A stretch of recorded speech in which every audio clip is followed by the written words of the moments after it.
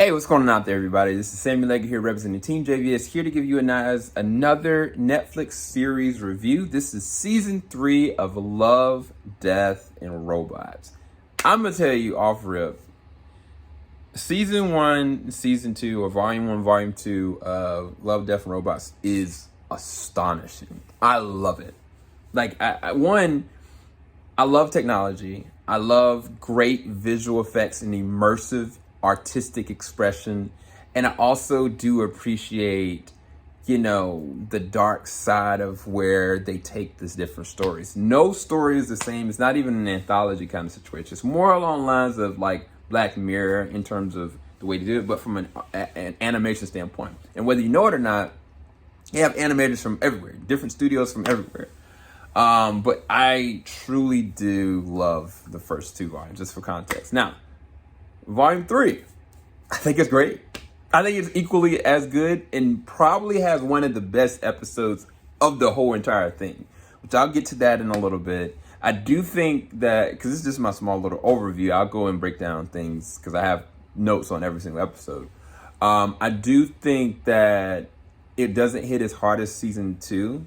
I think season 2 as a whole hit a lot better. And season 1 was long. Like, this feels like season 2 and season 3 really should have just been compacted into one, and they should have just released it all right now. But to be fair, some of the ones that came from season 2 were Emmy worthy, and of course they should have been. But yeah, I think that this was amazing, and I'll score it. It's 9 or 8.5 out of 10. It's amazing, but I just think that season 2 probably hit a little bit harder than this one. Matter of fact, with season 2, there was ones that I legit was raving over because I was like, man, I need these to be like shows like right now. Like, it's not even a game. But yeah, let's go ahead and go through some of these real quick. So episode 1, I wrote some notes down. This was the one that was the first one that I've seen out of all these that were a sequel, where it had the same 3 robots together. You get the understanding of how and why people were still dying and what happened. Like, some of the people that were survivors. The biggest thing that I kind of took away from it was that humanity in itself is still just got in their own way, down to the very line. Like, oh man, some people maybe will survive. Nope, some cats. But no, it was like humanity, they had all the tools that they needed to kind of survive, but they still just couldn't pull it together. But I think it was really good. Episode 2 was the one with the giant crab. I think that one was called Bad Traveling.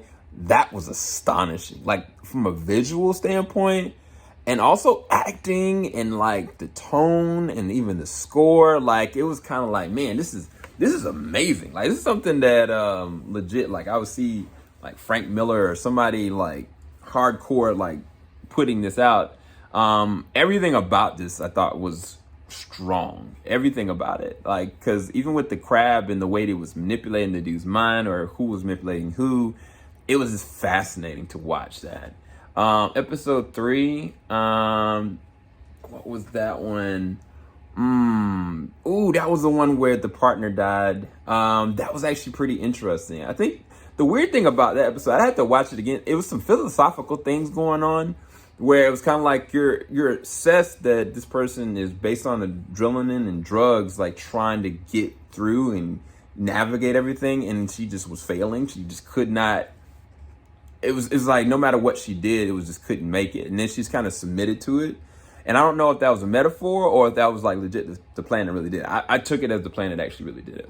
Episode 4 was amazing. Another great episode. This was the mini zombie apocalypse. I could watch that over and over again. Even the way that it started was hilarious. I don't know if that was clay animation or stop animation. It looked like miniature stop animation, honestly. If it was CG, that was amazing. I don't know. I have to go back and check that one out. I just don't know, but it was so great. Episode 5 with the team and the freaking robot bear. Oh my gosh. That was actually really funny. That was a funny one. The Mars bot. It was it was sad, it was entertaining, it was enjoyable. I would dig that. I would love seeing something like that more. Episode 6, Swarm, was tragic.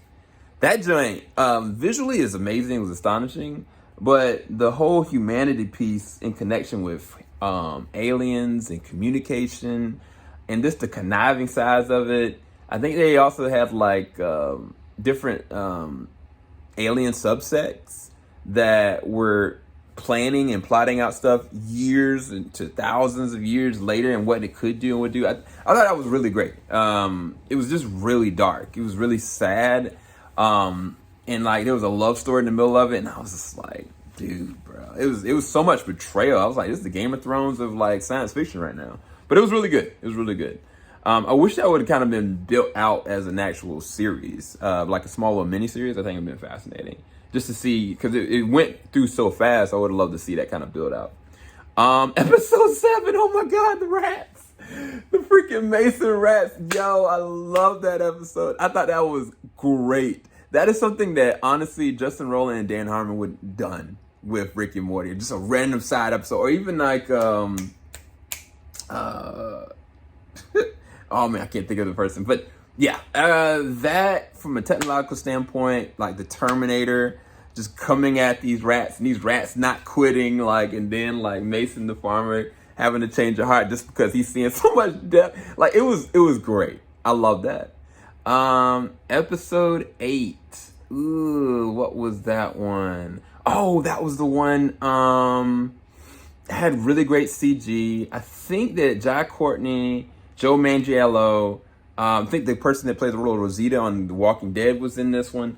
I think that was really good. The thing I liked about that one is where does it go from here? Because it was like, it felt like this had happened already, like, and it's just continuously going to get to a certain point. And I love that. Like, Vox Ex Machina is on Amazon Prime. Something similar happened to that in the back half, where it's just like there's no hope left, but we'll see where it's gonna go. And the finale, the best of the best in this. Dude, the CG, the nights, the movement.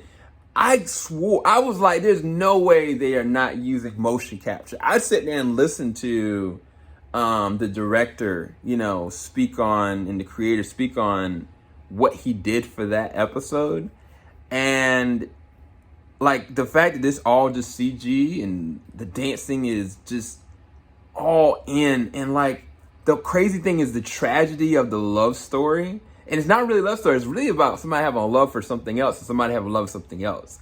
And just the greed. It was astounding. Off that alone, it makes this season so much better. If without this episode, I don't think it could line up the same. So yeah, if you have not checked it out. I could do a whole review based off of that, and I still might. I would love to talk to the director. And the funny thing is, last season the same director actually won for what was it, Witness, I believe. But yeah, this was amazing. Hopefully you like this review. Make sure you like, subscribe, hit the bell button. I'll talk to you guys soon. Thank you for watching, everybody. Peace. Falling out the top of the I can see skyline, 50